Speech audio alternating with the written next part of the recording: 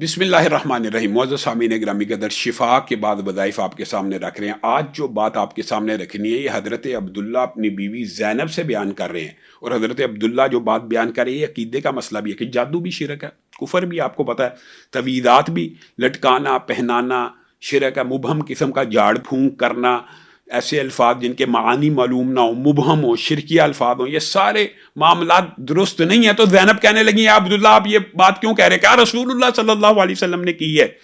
کہا میری تو آنکھ میں درد ہوتا ہے تو میں جھاڑ پھونک کروا کے آتی ہوں تو وہ درد رک جاتی ہے۔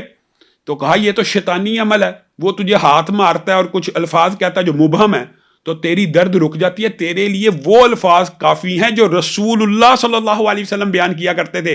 گویا رقیہ شریعہ کا باب بھی رسول اللہ صلی اللہ علیہ وسلم نے وضاحت کے ساتھ بیان کیا، اور رسول اللہ صلی اللہ علیہ وسلم بیماری دور کرنے کے لیے کیا پڑھا کرتے تھے؟ یہ عمومی بیماری، درد کا بتا دیا، پھوڑے کا بتا دیا، جلد کے جتنے امراض ہیں، سکن کے جتنے امراض ہیں، اس کے وظائف آپ کے سامنے رکھ چکے ہیں۔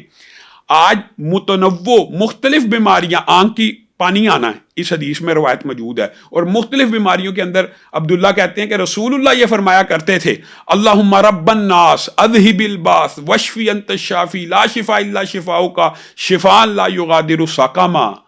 ہر بیماری کے لیے یہ وظیفہ آپ کی سکرین کے اوپر چلے گا، اس کو یاد کیجئے اور پڑھیے، اللہ کی جانب سے شفا ملے گی۔ علامہ ہشام الہی ظہیر آفیشیل چینل کو سبسکرائب کر لیں۔